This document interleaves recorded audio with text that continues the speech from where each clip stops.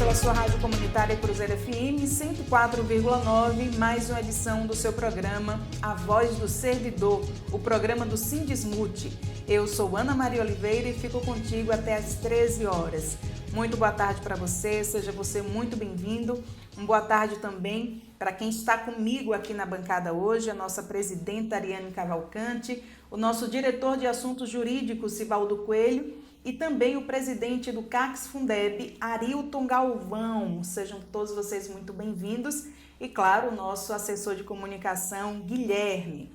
O nosso tema do programa de hoje é Fundeb, aspectos legais, acompanhamento e aplicação dos recursos educacionais. O Fundo de Manutenção e Desenvolvimento da Educação Básica, conhecido como Fundeb, é um dos principais mecanismos de financiamento da educação pública no Brasil. Seu objetivo central é garantir recursos para a manutenção e o desenvolvimento da educação básica, que abrange desde a educação infantil até o ensino médio, incluindo também a educação de jovens e adultos. Trata-se de um fundo de natureza contábil, ou seja, não é uma instituição que executa diretamente políticas, mas sim um instrumento de redistribuição de recursos entre estados e municípios, buscando promover maior equidade no acesso à educação de qualidade. O funcionamento do Fundeb baseia-se na arrecadação de recursos provenientes de impostos e transferências constitucionais dos estados, do Distrito Federal e dos municípios. Entre essas fontes estão tributos como o ICMS, IPVA e o IPI exportação, entre outros. Uma parcela desses impostos é automaticamente destinada ao fundo, que posteriormente redistribui os valores de acordo com o número de matrículas da educação básica pública, considerando dados do censo escolar. Além disso, a União complementa os recursos do Fundeb, especialmente para estados e municípios que não conseguem atingir um valor mínimo por aluno, contribuindo para reduzir desigualdades regionais. Os recursos do Fundeb possuem aí destinação específica e obrigatória. Pelo menos 70% do total deve ser utilizado para o pagamento de profissionais da educação em efetivo exercício, como professores, coordenadores pedagógicos e diretores escolares. Os demais 30% podem ser aplicados em outras despesas relacionadas à manutenção e ao desenvolvimento do ensino, como aquisição de materiais didáticos, reforma e construção de escolas, transporte escolar e também capacitação de profissionais. Essa vinculação garante que os recursos sejam efetivamente investidos na melhoria das condições educacionais. Em termos aí de conceito, o Fundeb ele representa uma política pública estruturante, voltada para assegurar o direito à educação com qualidade e equidade. Ele substituiu o antigo Fundef, ampliando o alcance do financiamento para toda a educação básica e não apenas para o ensino fundamental. Em 2020, o Fundeb foi tornado permanente aí por meio de emenda constitucional, reforçando sua importância estratégica para o país. Portanto, o Fundeb é essencial para o funcionamento das redes públicas de ensino no Brasil, pois ele organiza a distribuição dos recursos educacionais, assegura o pagamento dos profissionais da área e contribui para a redução das desigualdades educacionais. Seu papel ele vai além do financiamento, sendo um instrumento fundamental para a promoção de uma educação pública mais justa, inclusiva e de qualidade. A gente vai aqui ao nosso já direto, né, o nosso giro de notícias, antes da gente abrir a nossa roda de conversa, a nossa mesa de conversa, e a gente já começa o nosso giro de notícias com uma informação relacionada ao nosso tema de hoje, né? A notícia é que o Fundeb 2026 terá aí 370,3 bilhões, né? E amplia a participação da União no financiamento da educação básica. O financiamento da educação básica pública no Brasil alcançará um valor recorde em 2026, com previsão de 370,3 bilhões em recursos do Fundeb, conforme a portaria interministerial número 14/2025. O montante representa um crescimento de cerca de 9,5% em relação a 2025 e consolida o aumento da participação da União, que atingirá o patamar máximo de 23% do total. Do valor previsto, 301,1 bilhões virão de estados, do Distrito Federal e municípios, enquanto 69,2 bilhões serão de complementação federal. Essa ampliação busca reduzir desigualdades entre redes de ensino em todo o país. A portaria também atualiza os valores mínimos por aluno. Em 2026, o valor anual por aluno, que é o VAAF, será de R$ 5.962,79. E o valor aluno-ano, que é o VAAT, ficará em R$ 10.194,38. Indicadores fundamentais para a redistribuição dos recursos. A complementação da União continuará dividida em 3 modalidades: VAAF, VAAT e VAR, alcançando cerca de 4 mil municípios. O VAAF, 10%, beneficiará redes de estados, principalmente aqui nas regiões Norte e Nordeste. O VAAT, 10,5%, atenderá mais de 2.400 municípios em todo o país. E o VAR, que corresponde a 2,5%, será distribuído com base em resultados educacionais, incentivando melhorias no desempenho das redes. Houve mudanças significativas na lista de entes beneficiados. Centenas de municípios foram incluídos ou excluídos das complementações, exigindo atenção dos gestores públicos quanto ao planejamento e à correta aplicação dos recursos. A Confederação Nacional de Municípios alerta para a importância do acompanhamento constante das regras que podem sofrer ajustes ao longo do ano. Também destaca a entrada em vigor da Emenda Constitucional número 135/2024, que determina a aplicação de 4% dos recursos em matrículas de tempo integral, embora ainda dependa aí de regulamentação. Os critérios de distribuição seguem considerando fatores como nível socioeconômico e disponibilidade de recursos educacionais, reforçando o objetivo de promover maior equidade na educação básica brasileira. E é sobre esse assunto que a gente vai conversar, daqui a pouquinho, com a nossa presidente Ariane, também com o presidente do CACS Fundeb, Arilton Galvão, e claro, com a nossa assessoria aqui, participação especial de Sivaldo Coelho, diretor em assuntos jurídicos. Mas antes da gente bater esse papo, participação dos nossos ouvintes também, servidores aqui no nosso município, que mandaram suas perguntas, e a gente também estará tirando todas as dúvidas. Mas antes, vamos aqui a mais um giro de notícias de hoje. A primeira marcha do acampamento Terra Livre 2026 reuniu milhares de indígenas na esplanada dos ministérios em Brasília, no dia 7 de abril. O ato faz parte da 22ª edição do evento, que neste ano tem como tema Nosso Futuro Não Está à Venda. A resposta somos nós. E deve reunir cerca de 8 mil participantes ao longo da semana.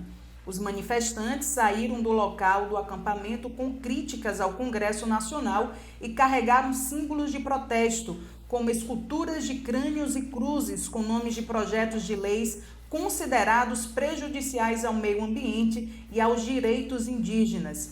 Entre as principais pautas estão a defesa dos territórios, a rejeição ao chamado marco temporal, a oposição à mineração em terras indígenas e as críticas a grandes empreendimentos considerados impactantes.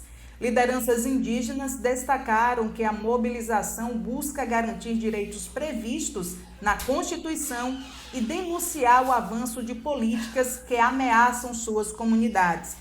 A marcha ocorreu na véspera do julgamento no Supremo Tribunal Federal de ações relacionadas ao projeto Ferrogrão, ferrovia que pretende ligar o Mato Grosso ao Pará. O empreendimento é alvo de críticas por possíveis impactos ambientais. Durante o ato, lideranças também questionaram projetos de exploração econômica, como a extração do petróleo na foz do Amazonas e a mineração na região do Rio Xingu. Houve críticas à falta de consulta às comunidades indígenas e preocupação com possíveis danos ambientais e sociais. Representantes de diferentes povos relataram impactos já percebidos em seus territórios, como pressão sobre rios, redução de peixes e avanços de usinas e projetos de infraestrutura. Como forma simbólica de protesto, manifestantes realizaram intervenção com esculturas cobrindo-as de barro e ateando fogo para representar os efeitos de propostas consideradas prejudiciais.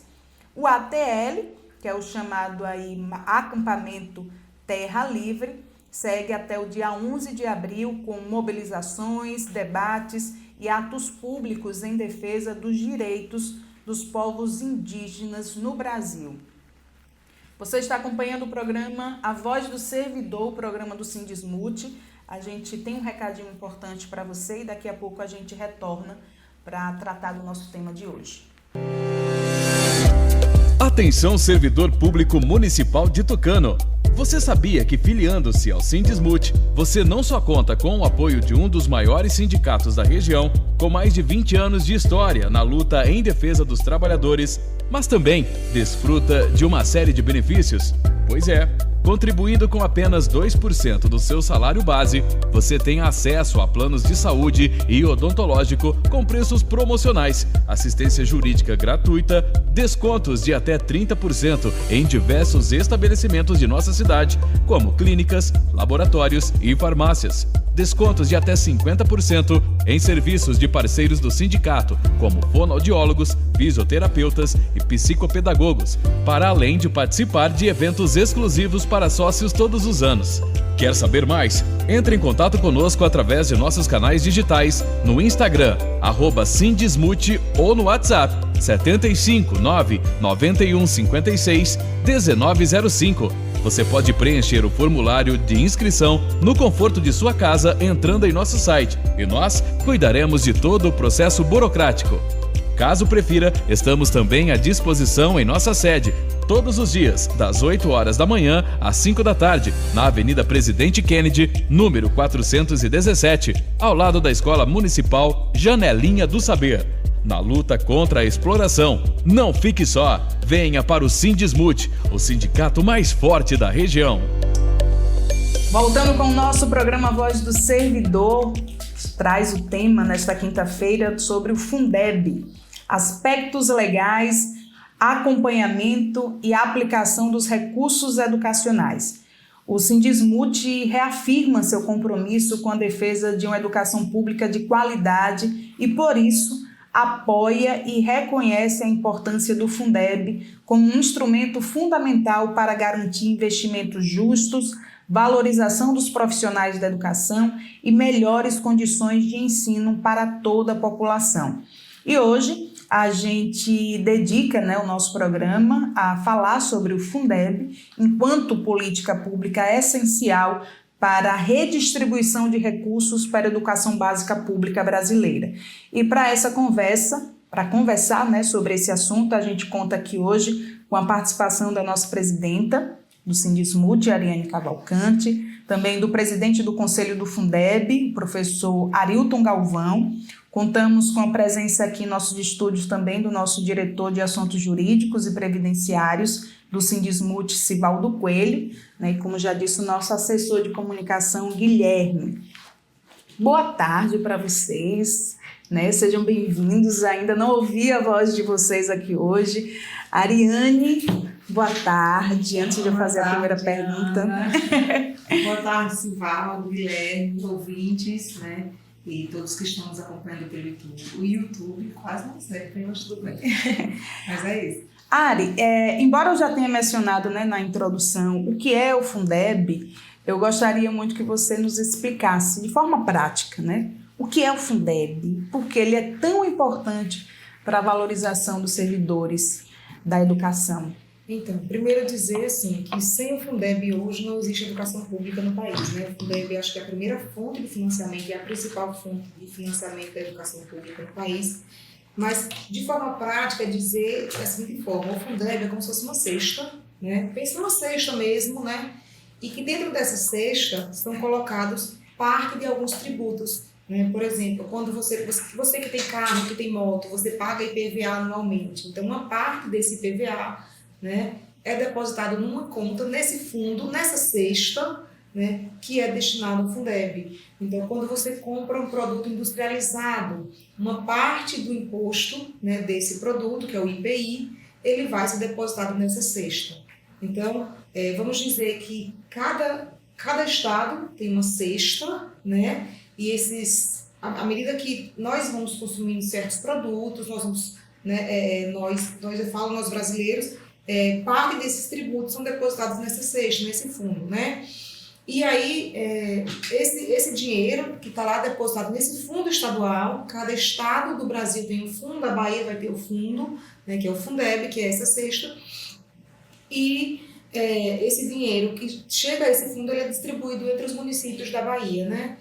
Como é distribuído? De acordo com números de estudantes da rede, das redes municipais, por isso que as escolas elas fazem os levantamentos dos censos escolares e precisam informar, e tem prazo para informar, porque o recurso vai chegar na conta do município a partir da quantidade de aluno. Então é uma cesta, essa cesta recebe parte desses tributos, a gente vai ter tributos estaduais, tributos federais que chegam a esse fundo e depois é dividido entre os municípios de acordo com o tamanho da rede. Então o Fundeb é isso, né? De forma prática, uma cesta onde a gente coloca ali esses tributos.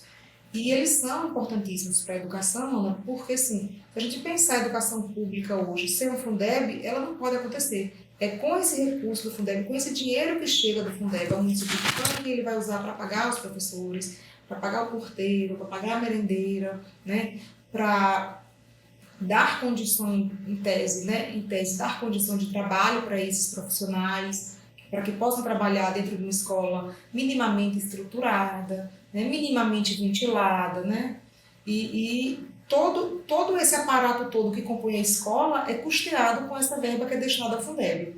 Então, o Fundeb é de extrema importância para a educação pública de Tucano e do Brasil inteiro.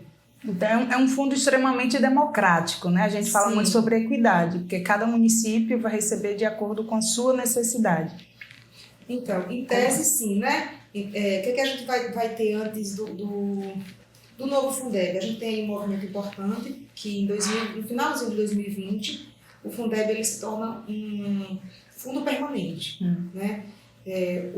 Quem vigorou antes desse novo Fundeb era também o Fundeb que vigorou entre 2006, 2007 e 2020, né? Naquele formato de fundo, o que acontecia? Os municípios arrecadavam esses tributos, né? ICMS, IPI, IPVA, ITCMD, que é um tributo por causas mortis, né? E parte desse recurso ia para determinado fundo que é distribuído. Mas observe, se o município não arrecada tanto, se o estado não arrecada tanto, você vê que aquele estado está afetado. Então, ele acaba recebendo menos recursos. Naquele momento, a União entrava com 10% de contrapartida, caso o município não atingisse o valor aluno total, que eles chamavam assim, que é o VAT.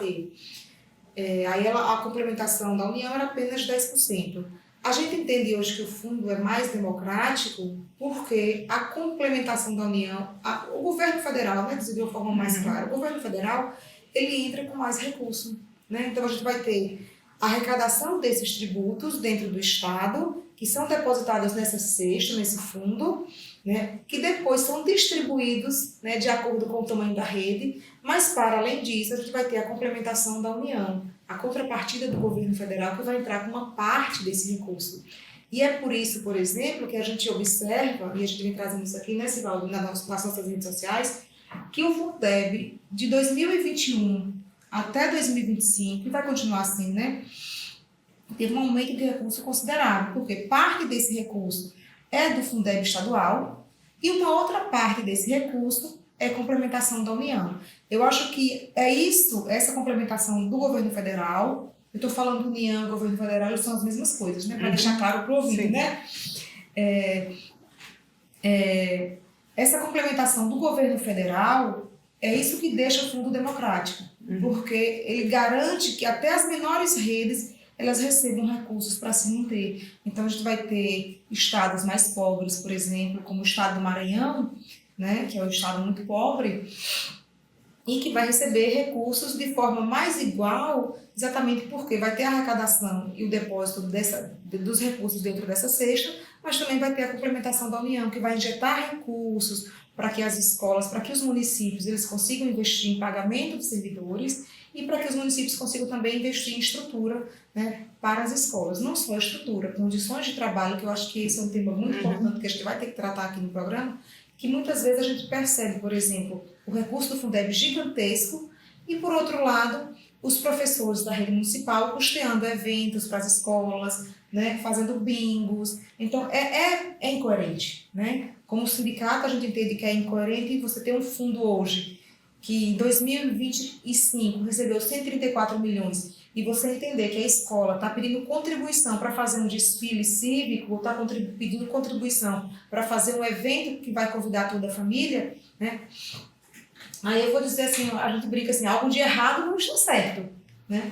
Tem recurso, o município está recebendo recurso, parte desse recurso ele vai investir em pagamento de pessoal, que é os 70% desse recurso do Fundeb, e outros 30% ele vai investir nessa estruturação da rede, nas reformas de escola, não se faz reforma de escola todo dia, né, a não ser que seja mal feita, né, e dar condição para que esses trabalhadores trabalhem, né, dar condição para que as escolas atuem. Você pode pensar, por exemplo, numa escola, uma creche que não tenha sabonete, né? Você pode pensar numa escola que não tem papel higiênico. Então, assim, isso é dar condição às redes para funcionar. Então, a gente precisa pensar sobre isso, né? E o Fundeb está aí para isso. Então, a gente estava fazendo um cálculo aqui, ó, em 2026, o Fundeb Tucano deve chegar, a projeção é que chega a 158 milhões de reais. É muito dinheiro, né? Ele tem que investir 70% em pagamento de pessoal e os outros 30% nessa estruturação das redes, nas diversas escolas que o município de Tucano tem, no pagamento de transporte, né? São 47 milhões de reais. É muito dinheiro.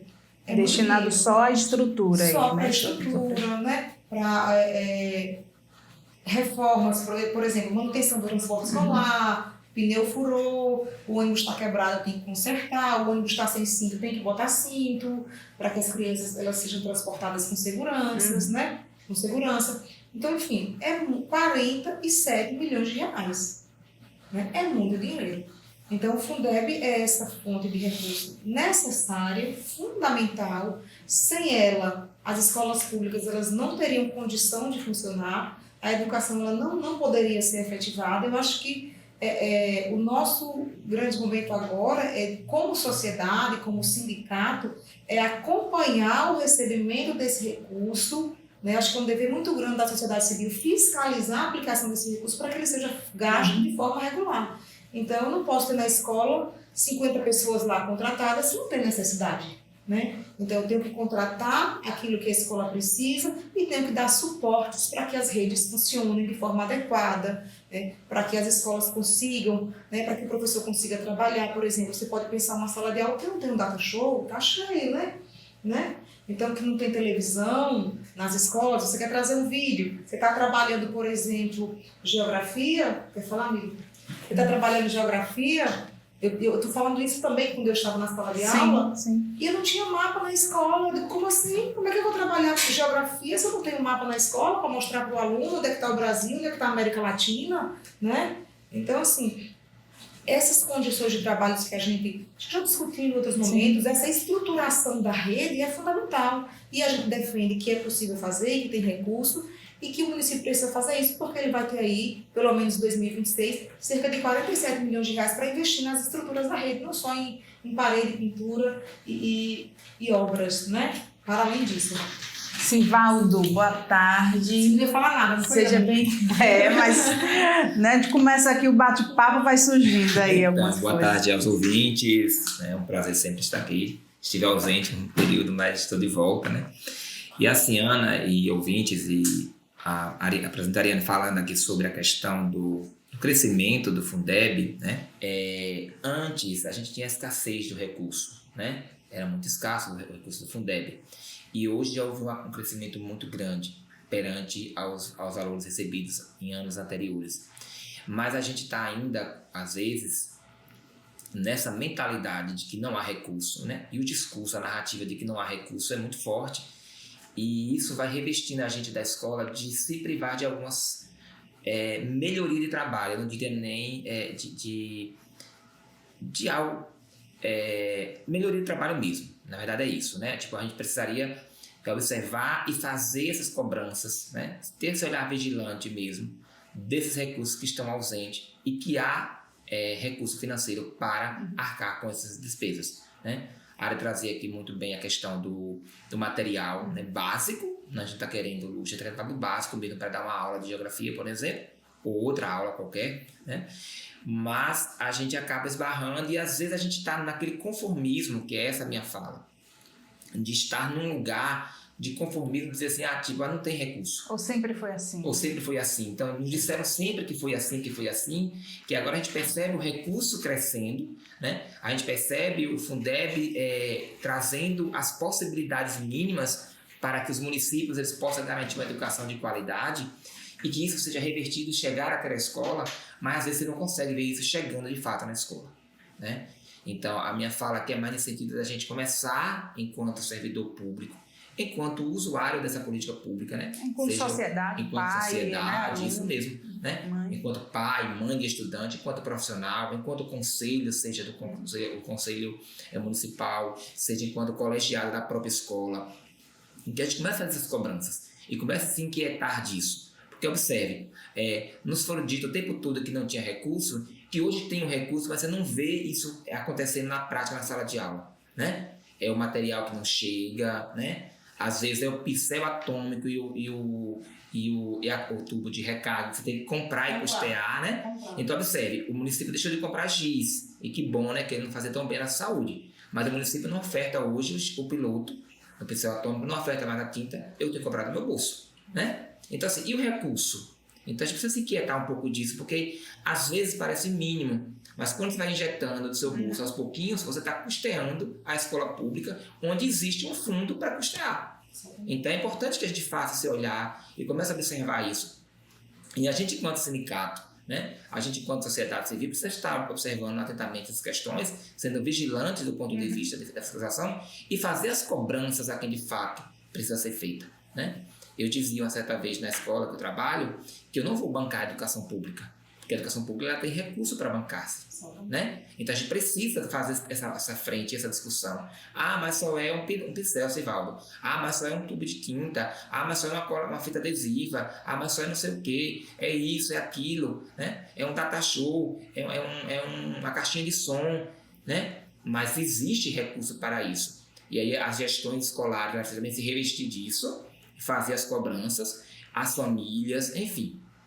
Então, observe que o recurso, hoje, ele tem, né? Não há mais aquela queixa de não falta de recurso. O recurso existe, então a gente precisa mudar essa ótica, girar essa cadeira, né? E observar que as narrativas elas não mais se sustentam. Acho que a minha fala basicamente nesse sentido. Essa mudança de mentalidade, né? Como fala Isso. Paulo Freire, a gente não pode aceitar a realidade é essa e não muda, né? Qualquer realidade a gente consegue transformar. Perfeito. Ana, só para complementar, né? Nem sei se você complementar, que acho que você falou bastante, né? Acho que é exatamente esse papel enquanto sociedade, né? Por exemplo, você é pai de um estudante de escola pública e você aceita que o seu filho não tenha livro e está tudo bem, e você não vai até a direção e cobra, e você não vai até a secretaria e cobra, porque como é que aprende sem o livro, né? Como é que aprende? Então, o aluno, o professor explica e ele não leva para casa um texto para ler, então não tem o mínimo que é um livro didático, né? Então, se você pensa numa rede como o Tucano, recebendo tanto recurso, mas a gente se depara com situações de que não tem um livro didático. Por que não tem? Né? O que é que está acontecendo que os livros não estão chegando à escola? A gente sabe que o livro é o programa do governo federal, né? Que é o Programa Nacional do Livro Didático. Mas onde é que está o erro que o livro não chega? Né? O que é que está acontecendo? Qual a política do município de preservação dos livros que são recebidos? Porque são livros caríssimos. Se você for na internet, por exemplo, eu estou mudando de assunto, mas está falando de educação, sim, né? Sim. E você vai procurar um livro daquele, é de 180, 200 reais cada livro. Né? Então, assim, é um livro caro, é um livro fornecido pelo governo federal, né? É um livro necessário para que a gente desenvolva as atividades pedagógicas. O professor quer só o livro? Não, não é só o livro, mas o livro é uma base, é um ponto de partida. Se a gente não tem um livro, não tem um giz, não tem o piloto, não tem o data show, não tem o mapa, o que a gente tem então? Só gogó? Então você vai para a aula só falar? Escrever no quadro e mandar o aluno copiar a aula toda? Né? Então, assim, eu acho que para além, né, da gente pensar a escola pública como servidor, a gente precisa pensar a escola pública como sociedade, para o nosso papel, como sociedade, para proteger a escola pública, para dar qualidade. Como que eu sou pai de aluno e penso da seguinte forma? O aluno que estuda na escola Zélia de Brito, ele recebe a farda, mas o aluno que estuda no Teotônio, ele não recebe a farda. Né? É o mesmo município, mas a política é diferente. Né? Então, assim, são tratamentos diferenciados para duas escolas da rede municipal. No mínimo incoerente.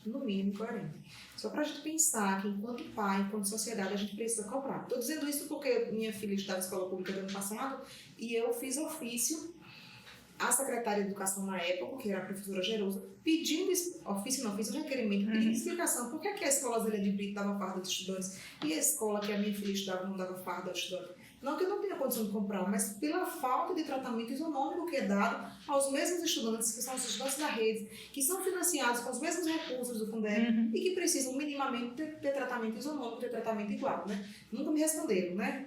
Mas, enfim, deixa um recadinho para os pais, que cobrem, que vão às escolas, que compareçam, que olhem, né, em que condição a escola pública está funcionando, e que cobrem, se organizem em associações, né? A gente percebe como a coisa avança quando a gente está organizado coletivamente. Um exemplo muito claro é a Associação das Mães Guerreiras, né? Sim. Veja quantas conquistas elas alcançaram quando elas decidiram se unir coletivamente. Então, eu acho que é isso. A gente, enquanto sociedade, tem esse papel de fiscalizar, de acompanhar, de saber que o recurso está aí, tem que ser investido corretamente, mas se a gente não fiscaliza e acredita em tudo que o político diz, a gente perde uma grande chance de fazer a diferença na escola pública, na vida do meu filho, na vida do filho do outro, e quando a gente tem uma sociedade culta, letrada, todo mundo ganha. Né? Eu sinto, né, que não só o tucano, né, mas a sociedade ela procura não se implicar. Então, é como se o prefeito, é o vereador, é o secretário. Não, a gente tem que se implicar também, a gente tem que cobrar. Não é só esperar quando algo acontece que o outro faça. Eu, enquanto pessoa, enquanto sociedade. De que maneira eu posso me implicar para que haja melhoria na educação, para que haja melhoria na saúde pública, na educação pública, né? Sua fala e a fala que vocês trazem é importantíssima, principalmente para essa mudança de mentalidade, de narrativa, até das próprias pessoas, que a gente sempre ouviu muito, o sindicato e os professores só querem brigar por salário. A gente não está falando aqui só de salário, a gente está falando aqui justamente de estrutura, de condições de trabalho para melhorar a educação do seu filho, da sua filha, né, das nossas crianças como um todo. Bem, a gente tem participação dos ouvintes hoje, né, para tirarem dúvidas sobre o nosso tema. Vamos ouvir agora o servidor Marcos. Marcos, pode fazer aí a sua pergunta, né, que vai para a nossa presidenta Ariane. Vamos acompanhar aí o questionamento do servidor Marcos. Você tem aí, Sivaldo? Pode colocar. Boa tarde, Ana Maria. Boa tarde aos ouvintes da Voz do Servidor. Eu sou o Marcos, digitador. Gostaria de fazer uma pergunta ao presidente do sindicato, Ariane. Ariane, seria possível melhorar o salário do pessoal do apoio da educação, uma vez que a cada ano o dinheiro do Fundeb vem aumentando? E aí, Ariane? Ótima pergunta. Então, como sindicato, boa tarde, Marcos, obrigado pela sua pergunta. Como sindicato, a gente entende que sim, né? A gente vai ter hoje, por exemplo, um tratamento muito desigual em relação aos servidores que atuam na educação, né, Cidaldo? Veja, a gente tem um professor, né, da rede pública que possui um plano de carreira estruturado desde 2012.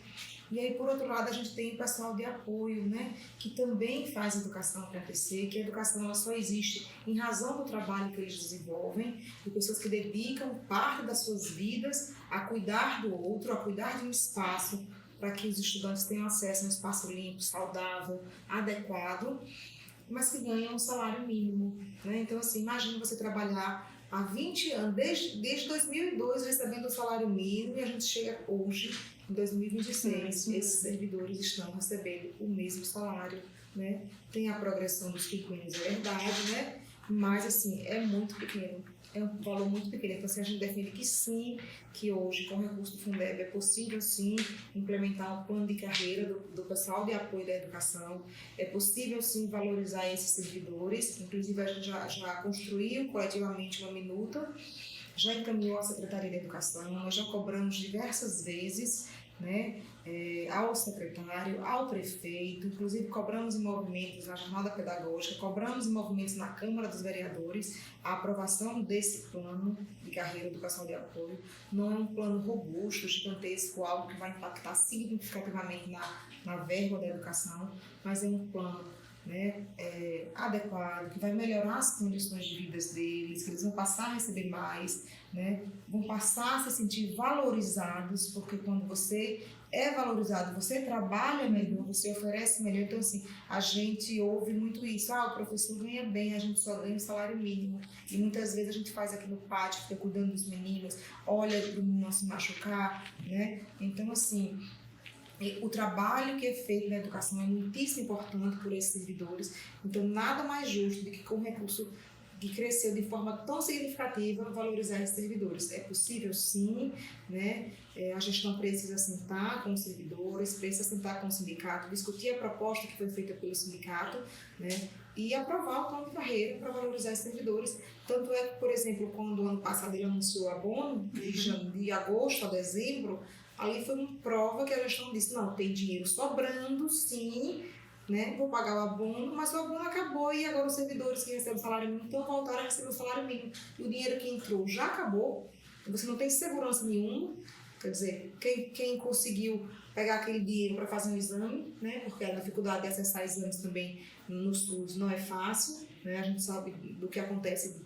Muitas vezes você coloca lá uma requisição, passa anos esperando, né? Isso por experiência própria dentro da minha família. Minha mãe passou anos esperando atendimento de psicólogo e quando sai 5 sessões. Então, assim, o que acontece com minha mãe acontece com outras pessoas. Então, você não consegue acessar pelo SUS, você acaba pagando.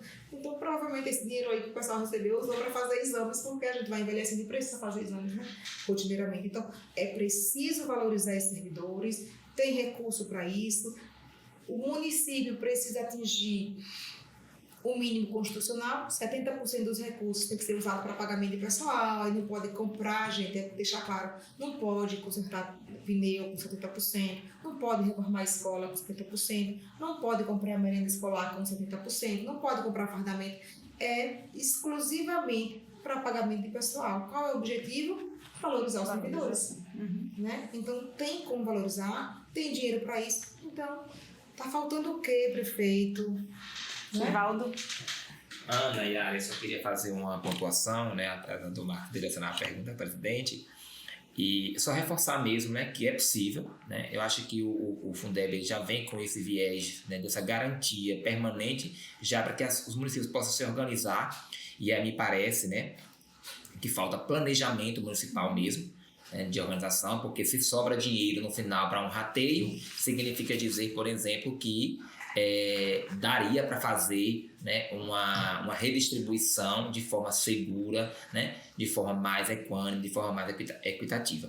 Ou seja, significa dizer que é possível aprovar sim um plano de carreira decente para o pessoal de apoio, e é isso que a classe vem lutando, né, o segmento vem lutando o tempo inteiro e batendo nessa tecla, porque o abono é importante, é válido, mas ele é passageiro. Então, assim, passou, como a Ariane disse. Né? Mas um plano de carreira é construção, ele estimula, ele movimenta, né? Ele coloca à frente. Então a gente vê, por exemplo, que alguns servidores buscam formação, buscam se aperfeiçoar, se qualificar, porque ele sabe que tudo isso que ele está fazendo na vida dele está servindo também para a formação profissional, mas também qualificando e gerando algum custo, né, benefício em torno financeiro. Então, observe o quanto o plano de carreira faz falta, né, e maltrata a classe trabalhadora que não tem. Então, assim, é possível, Marcos, né, falta só boa vontade política para poder o plano de carreira sair do papel, né, e se efetivar na prática aqui em Tucano.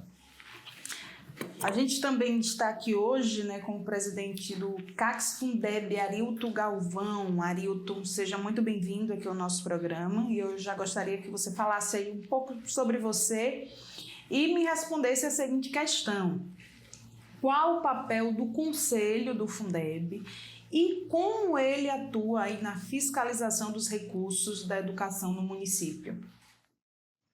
Boa tarde, Ana Maria. Boa tarde, os demais colegas da diretoria do sindicato que estão participando desse programa e a todos os ouvintes desse programa, A Voz do Servidor.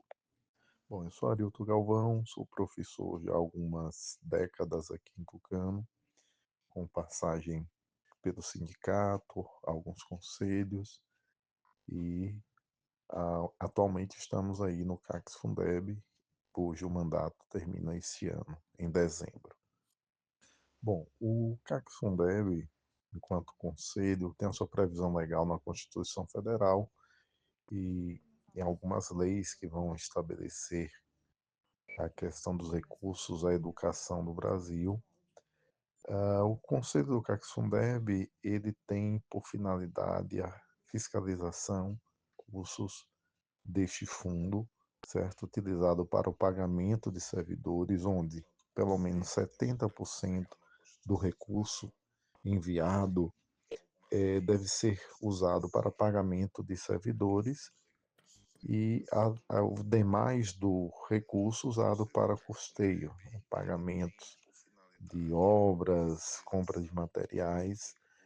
Além dessa fiscalização, é competência do CACS Fundeb acompanhar a fiscalização de construções, acompanhar o censo escolar, acompanhar a questão do transporte escolar também nos municípios, certo? No caso aqui, Tucano. Nesse sentido, ainda referente à questão da atuação do Conselho, nós realizamos análise bimestral das pastas contábeis, onde o município encaminha ao Conselho os gastos com pagamento e custeio.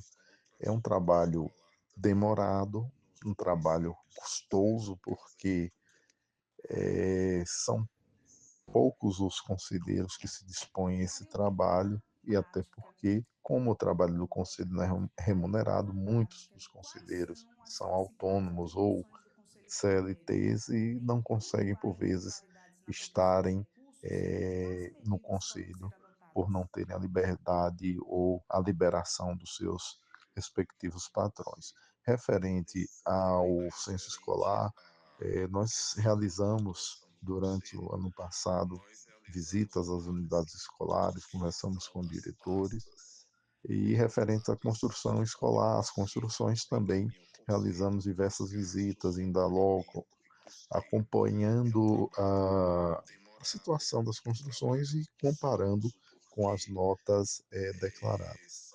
Infelizmente, referente ao transporte escolar, nós, por mais que nos articulamos, ainda não conseguimos contemplar de fato uma fiscalização mais detalhada. Foram poucas as visitas, algumas até oriundas ou originárias de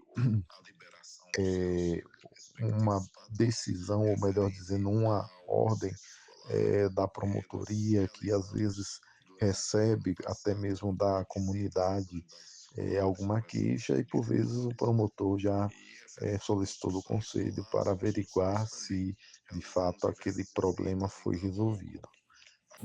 A gente tem agora a participação de mais um ouvinte, né, que traz uma dúvida para que Arilton responda aqui para a gente. Vamos ouvir a professora Rosângela. Pode fazer sua pergunta, professora.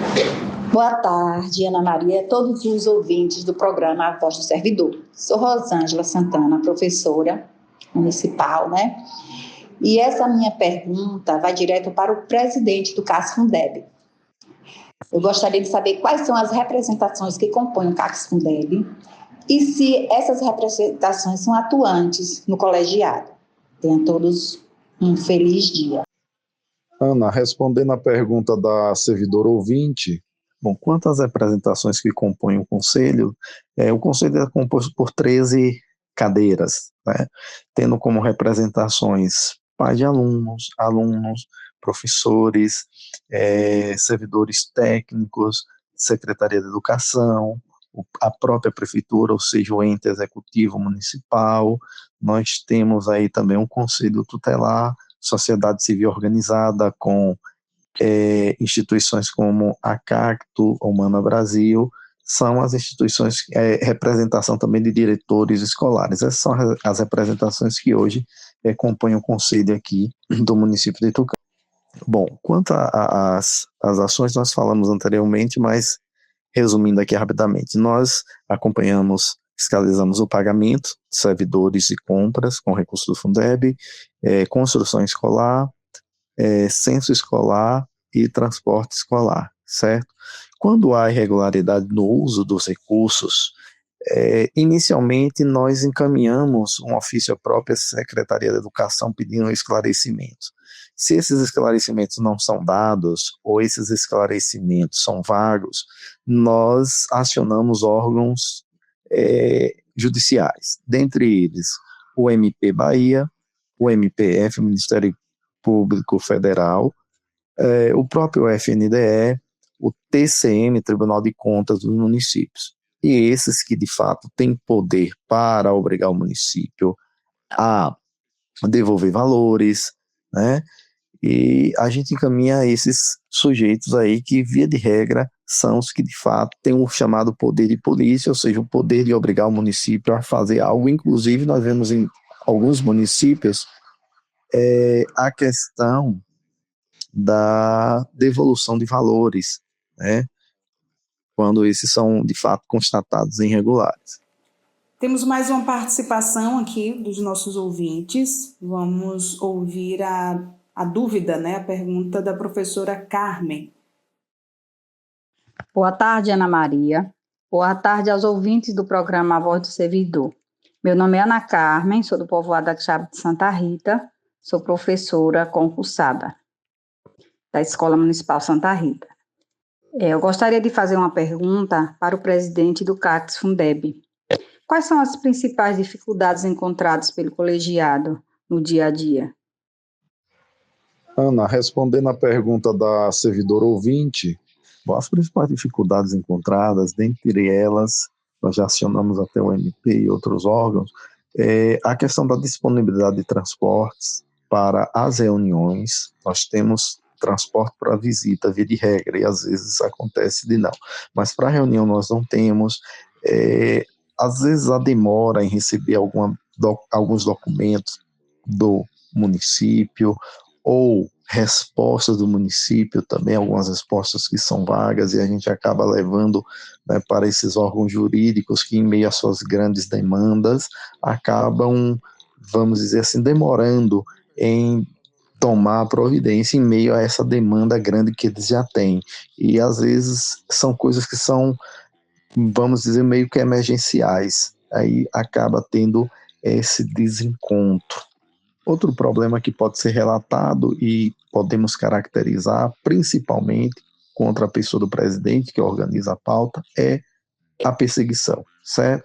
2023 nós fizemos o primeiro ano desse mandato, foi tranquilo, tivemos várias liberações. 2024 o município começou a imputar, ou seja, dar faltas ao presidente que, pela lei ou qualquer membro, no dia de trabalho, havendo serviços para o conselho, podemos nos ausentar do trabalho e prestar o serviço ao conselho. Seria tipo uma falta abonada. Contudo, o município trouxe várias faltas, e aí a gente acabou, junto aí com o sindicato, desde já agradecer ao sindicato, o nobre colega e advogado Dr. Astério Moreira, que, né, foi nosso patrono na época, onde nós entramos com ação judicial, requerendo a devolução dos valores descontados e uma reparação moral. De início, o juiz concedeu a liminar, certo? Reconhecendo que a imputação, ou seja, as faltas atribuídas eram ilegais, estabelecendo pena de multa para o município. E desde então o município não mais fez, ou imputou essas faltas tanto ao presidente como a nenhum conselheiro. Posteriormente a isso, alguns meses aí, um mês mais ou menos, nós recebemos a cópia do e-mail enviado pelo procurador, advogado do município, destinado ao promotor de justiça aqui de Tucano, pedindo que o promotor instalasse contra o presidente do CACS Fundeb de Tucano, a saber, a minha pessoa, Arilton Galvão, um processo, um inquérito civil e criminal. No mês de dezembro de 2024, o Ministério Público nos envia um e-mail requerendo informações, nós prestamos informações, até o presente momento não houve essa demanda desse processo judicial. Posterior a isso, o município entra com processo, uma ação de fazer, onde o município solicita que as contas de 2025 fossem aprovadas, 2024, perdão. E nós fizemos, em meio à decisão judicial a liminar, as contas que poderiam ser feitas, que não haveria implicação nenhuma, como também o relatório anual que nós tínhamos até o mês de agosto, contudo, a liminar, acho que foi para o mês de junho ou julho, e aí a gente fez. Posterior a isso, 2025, foram dadas também faltas ao presidente, no sentido que o município oferta cursos de formação aos professores. Então, o professor vai a essas formações. Mas se o professor está em sala de aula e o município não manda um substituto, o professor tem que estar em sala de aula. Eu, nesses dias que foram imputadas a falta, estava em sala de aula, não foi enviado um substituto, e mesmo assim, estando trabalhando, o município deu a falta. E, por último, agora estamos aí numa demanda maior, onde estamos aí, já requeremos a intervenção de outros órgãos, estamos com a demanda interna, onde há toda uma articulação de perseguição caracterizada, muita contradição, e toda essa documentação foi enviada, está sendo enviada aos órgãos competentes para analisar e, de fato, tomar providência. Então, caracteriza, assim, uma ação, também essa questão da perseguição, em meio a todas as, vamos botar entre aspas, irregularidades ou limitações na execução do Fundeb, que nós levamos a vários órgãos de controle, certo? Arilton, então, para a gente finalizar a sua participação aqui, eu gostaria que você deixasse suas considerações finais. Fique à vontade para acrescentar também outra informação importante sobre o papel desse órgão de controle social. Bem, Ana, para finalizar, desde já agradecer esse momento, esse espaço de esclarecimento. O que eu quero trazer é que estamos aí a esperamos findar esse mandato agora em dezembro, o novo grupo que venha seja um grupo ativo, como foi o grupo anterior ao nosso, presidido pela nossa presidente do Sindicato Ariana, também pelo professor Tarcísio, que fizeram um trabalho excelente, e que esse grupo possa, de fato, em meio às lutas, em meio às perseguições, fazer as suas atribuições legais, para que, de fato, haja uma correta execução dos recursos do Fundeb. Sabemos que não é fácil, a demora dos órgãos de controle, as perseguições, as caras feias, pessoas que às vezes acabam, de alguma forma, tendo algum benefício, que acabam virando inimigo, ou caluniando, ou falando mal, sendo contra ao trabalho, mas nosso trabalho é constitucional, e chamar as pessoas que têm interesse, que possam participar das reuniões, acompanhar os conselhos, não só o CACS, e os demais conselhos que existem, não só de educação, mas os demais, para que vejam como funciona, vejam quem são os representantes e, de fato, cobre principalmente da sua representação. Se for pai, que cobre do pai representante, se for professor, que cobre do professor, enfim, para que tenhamos, de fato, uma excelente execução dos conselhos. No nosso caso, o CACS Fundeb, que acompanha os recursos do Fundeb. Então, agradeço a todos, uma excelente tarde e estamos aí à disposição para maiores esclarecimentos. E, enfim, forte abraço a todos. Muito obrigada, Arilton. Ariane, nossa presidenta, o Sindismute sempre tem feito aí de forma responsável o acompanhamento através de planilhas, né, dos repasses do Fundeb, como forma de acompanhar esse recurso. Nos últimos anos, tem se percebido avanços significativos nos números e, com isso, tem se intensificado a luta por melhorias de trabalho aí para os servidores da educação, seja pela valorização das condições de trabalho, possibilidade de crescimento profissional e também com remunerações dignas, né? Conte para a gente como se deu o reajuste do magistério em 2026 e como está o processo do plano de carreira aí dos profissionais não docentes. A gente está terminando já, né, no nosso tempo? Isso. Vamos lá. Então, assim, primeiro, o reajuste do magistério, a gente começa a fazer a movimentação lá no final de janeiro, quando a gente convoca uma assembleia com os servidores, com os professores, para falar, né, acho que pode tirar aqui, né? Para falar tanto do reajuste quanto do plano de carreira do pessoal de apoio. Nós convocamos assembleias no mesmo dia, em horários diferentes.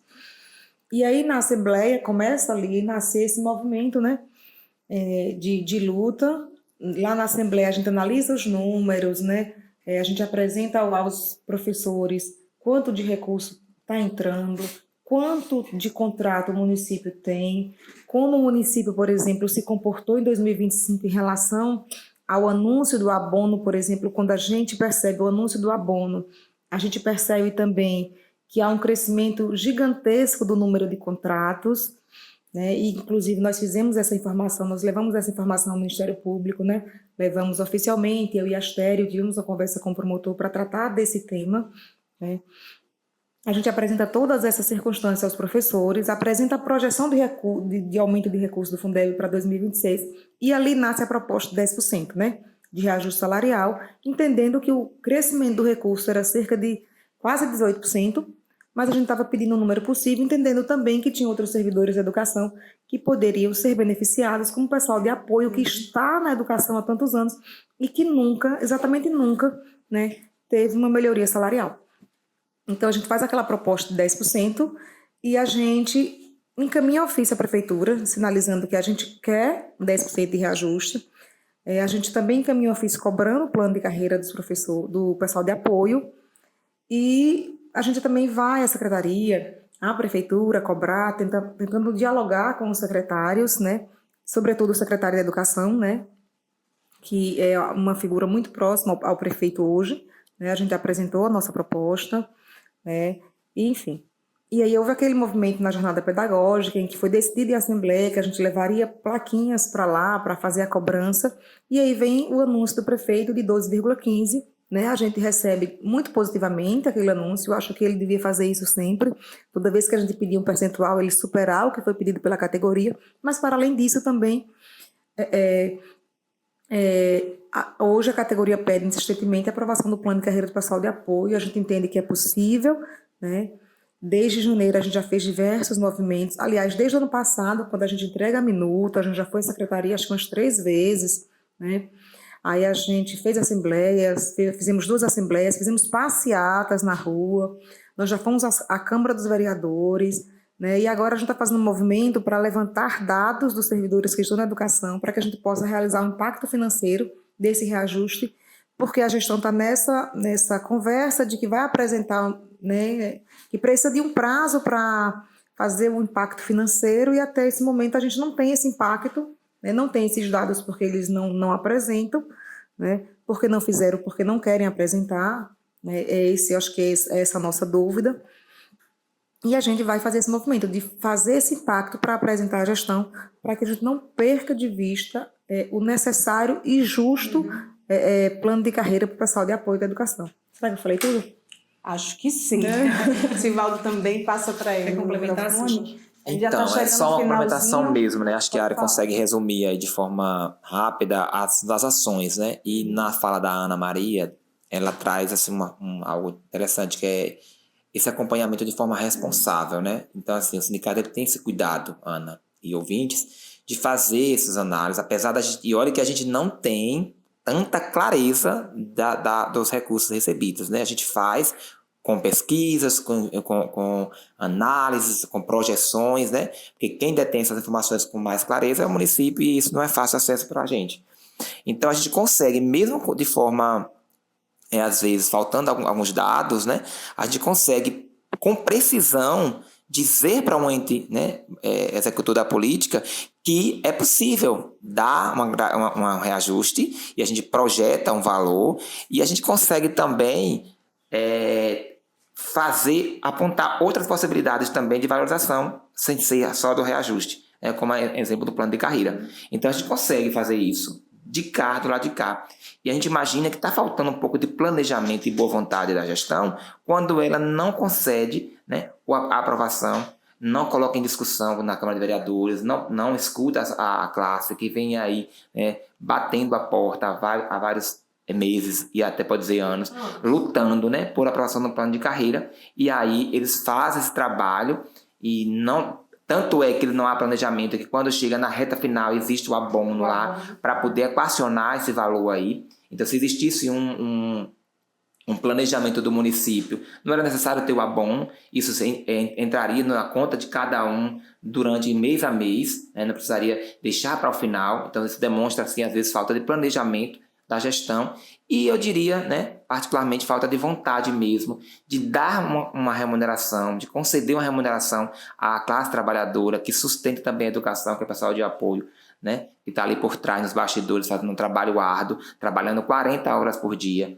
né, semanais, desculpa, 40 horas semanais e recebendo um salário mínimo, né? Então, falta vontade, né? E a gente acredita que este ano é um ano decisivo, né? As ações elas vão se intensificar, assim que o sindicato terminar esse levantamento, a gente vai voltar a fazer essas movimentações e aí a gente conta com a sociedade também, porque a sociedade, né, a comunidade ela é usuária da política pública da educação, né? O meu filho, o meu sobrinho, ele está lá na escola, mas lá tem uma merendeira, tem um porteiro, tem um digitador, né, que precisa desse trabalho e que precisa ser valorizado. Então a gente conta com a sociedade civil, a gente conta também com os servidores, né, para que levante essa discussão e faça mais vezes, né, coloque nas redes sociais, né, marquem a gestão, né, participe dos atos, enfim, fazer uma mobilização mesmo para ver se a gente consegue sensibilizar o prefeito, assim como eu fui sensibilizado, né, para dar o reajuste do magistério, que ele também seja sensibilizado para poder garantir esse plano de carreira o mais breve possível e tornar um sonho aí, né, dessa classe realizado. Ok, a gente já está chegando aqui ao finalzinho do programa. E que aproveite e contrarie a gente, façam, a gente pediu, né, o que está lá no plano, faça mais, né, que é possível, né? Eu acho ótimo quando a gente é contrariado dessa forma. Ok, gente, a gente já está chegando ao finalzinho do nosso programa de hoje. Eu agradeço imensamente esses esclarecimentos, foi um programa esclarecedor, né? Com a participação dos nossos ouvintes, a participação aqui do presidente do CACS, Arilton, da nossa presidenta que está aí, do Sivaldo, né, que estão bem por dentro, né, de todo esse assunto e acompanhamento. A gente agradece a sua audiência e, para finalizar, claro, vamos aqui parabenizar os nossos aniversariantes da semana. Um feliz aniversário especial ao agente de combate às endemias, Geosman Santana da Silva, agente de serviços, Gilda de Santana, Maria da Conceição Silva, Maria Jucimar Araújo de Almeida, Railda dos Santos Souza, Cirlei Matos Macedo, ao auditor fiscal da Receita Municipal José Valdir Santana Araújo, enfermeira Fabrícia Moraes Carvalho, Guarda Civil Municipal Gessiano Moura de Andrade, Israel Santana Lisboa e José dos Santos Silva, aos professores Carlos Guilherme dos Reis Miranda, inclusive o nosso diretor de Finanças e Patrimônio, né, o Guilherme, que completou a idade nova ontem, Eliene dos Santos Costa, Fabiane Santana Oliveira, Gilmara Jesus de Miranda, Helena Góes Barreto, Jango Jesus Barreto, Jeane dos Santos Lima Marques, Joel Matos dos Santos, José Paixão de Santana, Magna Magalhães dos Santos e Maria Genir de Jesus Silva.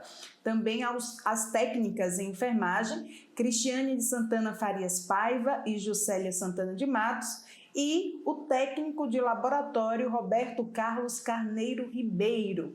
Feliz aniversário para todos vocês, que Deus te abençoe e proteja sempre, tá? O programa Voz do Servidor vai ficando por aqui, voltamos na próxima quinta-feira. Se você perdeu alguma coisa do programa de hoje, lembrando que estamos no Spotify, o nosso podcast A Voz do Servidor, pode procurar lá, ouvir este programa e todos os nossos programas desde o início, você encontra lá. Tchau, tchau, fiquem todos com Deus e até mais.